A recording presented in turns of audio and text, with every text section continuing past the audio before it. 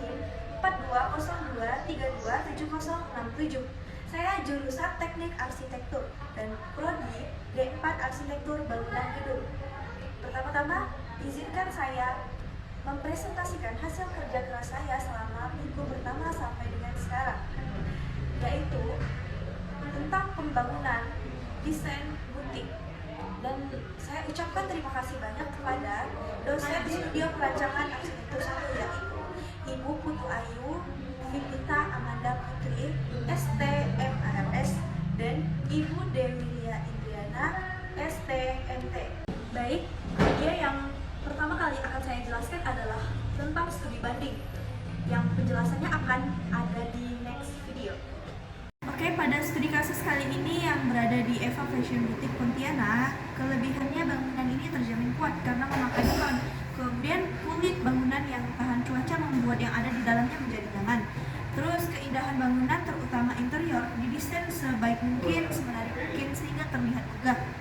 Dan memiliki satpam yang bertugas menjaga keamanan di lingkungan sekitar, serta adanya pembantu membuat keadaan butik menjadi lebih nyaman.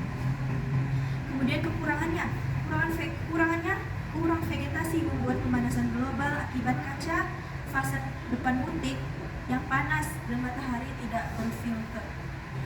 Kemudian penataan display bagian tengah yang sempit dan ramai banget. Akses toilet sulit dijangkau, bangunan kaca di depan membuat orang yang di luar menjadi kepanasan. Kemudian ruang-ruang yang ada di dalam bangunan ini adalah: pertama, ruang fitting room, kedua ada ruang display, ketiga ada toilet, keempat ada gedung atau ruang untuk stok barang, gudang untuk stok barang, yang kelima adalah ruang kasir, yang keenam adalah ruang live, dan yang ketujuh adalah ruang pengelola. Dan kita bisa lihat di hubungan diagram yang sudah terpaut di ruang. Kemudian studi kasus 2, saya akan membahas tentang Mel's Boutique. Pertama, kelebihannya. Kelebihannya letak bangunan strategis, kemudian desain interior yang polos tetapi tenang dan modern. Kemudian adanya ruang tunggu dan barang tertata sangat rapi, dan adanya ruang tunggu yang sangat menarik. Kemudian kekurangannya adalah lahan parkir yang tidak luas, vegetasi tidak ada, akses toilet sulit dijangkau. Terus kaca depan membuat pemanasan global pada lingkungan sekitarnya akibat kacanya terlalu terang. Kemudian ruang-ruang yang ada di dalam tapak ini adalah fitting room yang pertama, yang kedua ada ruang display, yang ketiga ada ruang kasir, yang keempat ada toilet, yang kelima ada gudang untuk stok barang, dan yang keenam ada ruang live, terakhir ruang tunggu. Dan hubungan diagramnya bisa kita lihat. Nah, kemudian studi kasus 3 ada Erika Pena Boutique yang bertempatan ada di Bali. Kelebihannya vegetasi yang cukup, penerangannya maksimal, cermin besar dan elegan, tempatnya luas.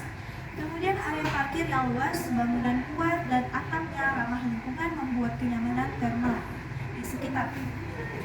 Terus adanya ruang tunggu juga. Kekurangannya pada produk dijual tidak lengkap dan hanya menjual bagian dress saja.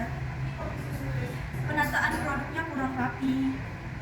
Yang ketiga, terlalu full kaca transparan di samping kanan sehingga porsi yang berdampak buruk bagi sekitarnya.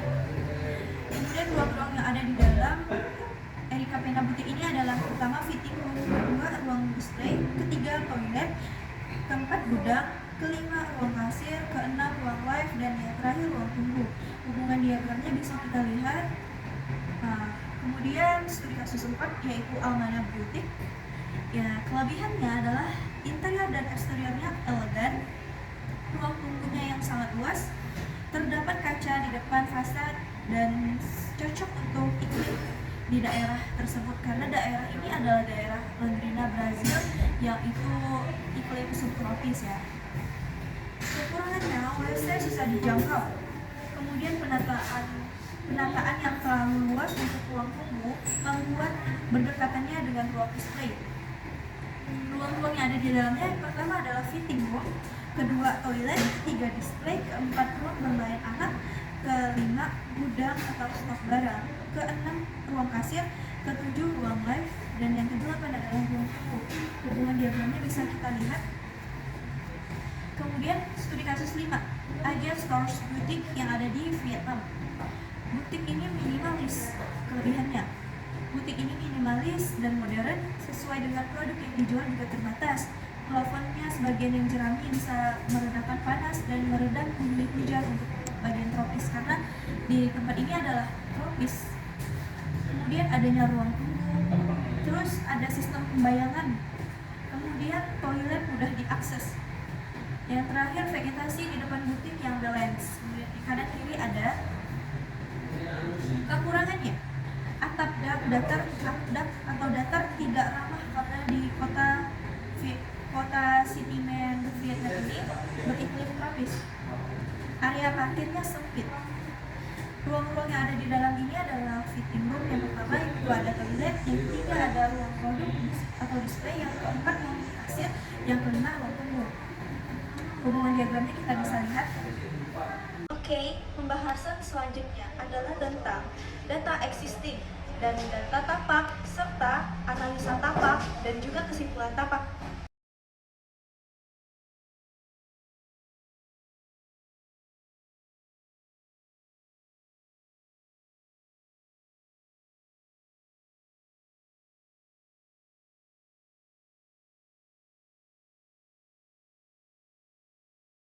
Baik, kita lihat pada kesimpulan analisis tapak yang saya dapatkan adalah yang pertama adalah sirkulasi, analisis sirkulasi, kedua analisis matahari, yang ketiga view keluar tapak, yang keempat view ke dalam tapak, yang kelima kebersihan, yang keenam drainase, dan yang ketujuh adalah iklim. Bisa kita lihat sendiri dan bisa juga di pause sebentar untuk teman-teman dan ibu sekalian. Oke, setelah kita sudah membahas tentang kesimpulan analisa tapak, sekarang kita beranjak membahas tentang saran ruang, mulai dari identifikasi pelaku, pola aktivitas pelaku, dan ruang. Kebutuhan ruang, persyaratan ruang terhadap pelaku, persyaratan ruang terhadap furniture, dan persyaratan ruang terhadap situasi. Nah, di bagian ruangnya ada identifikasi pelaku. Nomor pengelola ada owner, manajer operasional, manajer produksi, manajer keuangan, manajer marketing, pembeli atau pengunjung, satpam, dan juga cleaning service. Kemudian pada pola aktivitas pelaku dan ruang. Aktivitas pelaku itu datang, parkir, kendaraan, rapat, memantau, dan menerima laporan, istirahat, memantau karyawan, dan manajer ke toilet, kemudian pulang. Itu adalah aktivitas dari owner. Kemudian kebutuhan ruang tersebut yaitu ruang parkir, ruang tunggu, ruang istirahat, kemudian toilet, ruang owner di ruang pengelola, dan ruang display. Kemudian kesimpulan kebutuhan ruangnya bisa kita lihat.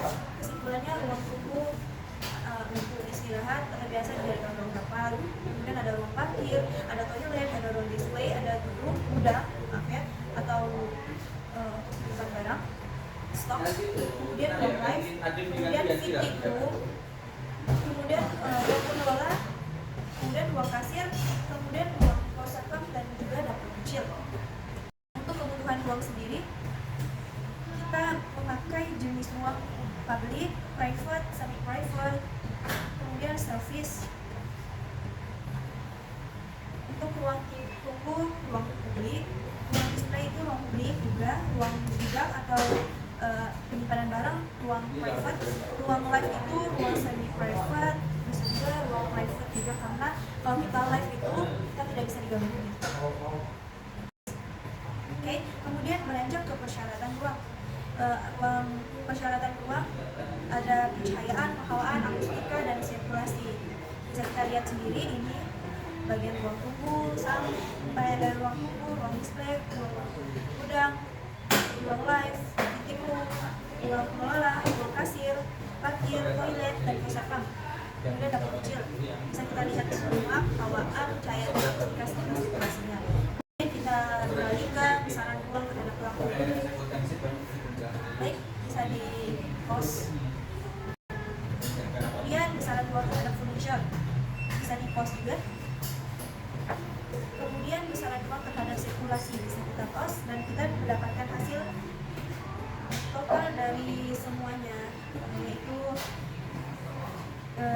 pelaku ditambah desainer furniture, kita bisa mendapatkan total 78,83 untuk sirkulasi. Oke, setelah kita membahas tentang besaran ruang, sekarang kita akan membahas tentang hubungan ruang, organisasi ruang, karakteristik warna dan material, serta konsep gubahan bentuk.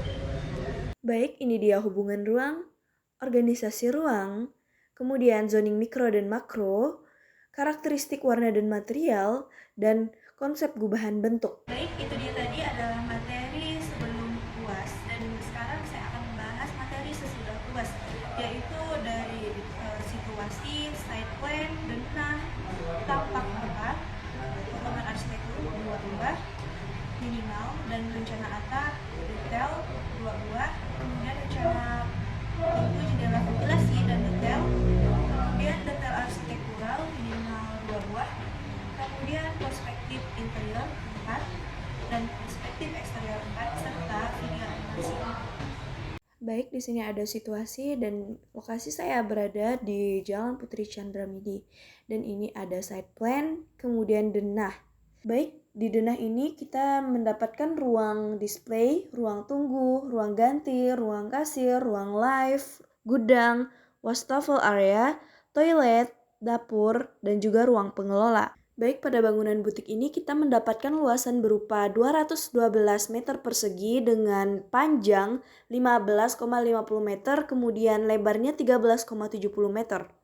Berikut ini adalah bagian tampak depan dan juga tampak belakang. Dan ini tampak kanan dan juga tampak kiri.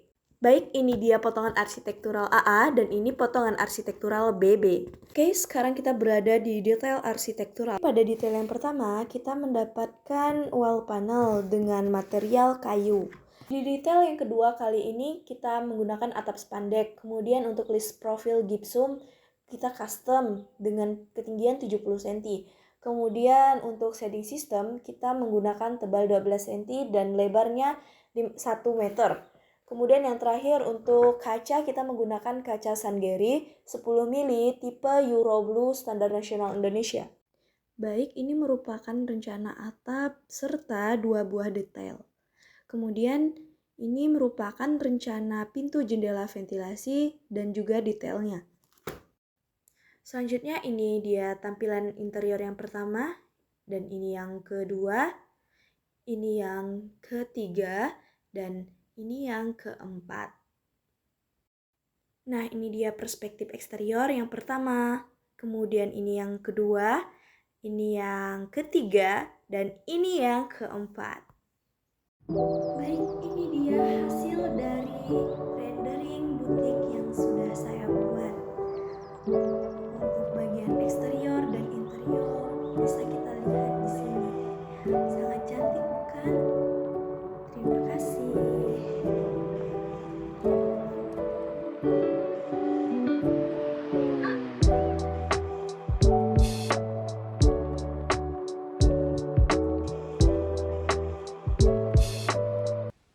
Baik, saya ucapkan terima kasih banyak yang sebesar-besarnya kepada semua pihak yang sudah menonton video presentasi yang sudah saya buat. Buat ibu dosen dan teman-teman sekalian semuanya, semoga kita semua diberikan kesehatan dan keselamatan dunia dan akhirat. Akhir kata, wabillahi taufik wal hidayah. Wassalamualaikum warahmatullahi wabarakatuh.